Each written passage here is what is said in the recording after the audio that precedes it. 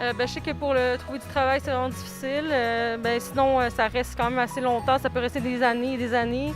Ça peut rester même à vie, genre. Voyager aussi, je sais que dans certains cas, si tu veux entre autres aller aux États-Unis, il y a des petites vérifications par rapport à ça, là.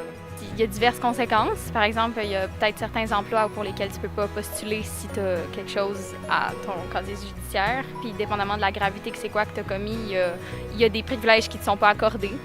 Comme voyager, il y a beaucoup de pays qui ferment leurs frontières aux gens qui ont des casiers criminels. Je suis pas mal sûre, casier judiciaire. La prison aussi. Oui, c'est sûr que d'être incarcéré, ça, c'est sûr que ça t'enlève une couple d'années de vie, là. Se réintégrer après ça, c'est pas évident.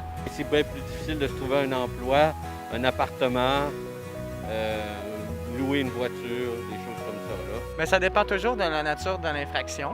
C'est sûr que ça peut avoir des conséquences au point de vue social, au point de vue de l'emploi, au point de vue même des études. Parce que certains domaines de stage peuvent exiger de ne pas avoir de dossier criminel.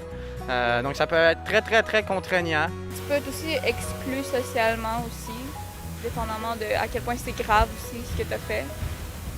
Se remettre sur le marché du travail, ton autonomie. C'est dur de se trouver une job dans genre pas mal tout, puis tu peux plus sortir du pays. Puis c'est plus dur d'avoir accès, je pense, à des prêts puis tout aussi. Avoir un casier judiciaire, ça a plus d'impact à première vue. Des impacts au niveau des assurances, de l'emploi, des voyages, face à la protection de la jeunesse, en adoption, dans le bénévolat. Par exemple, une personne qui a des antécédents judiciaires a environ 50% de risque d'être moins embauchée qu'une personne sans antécédents.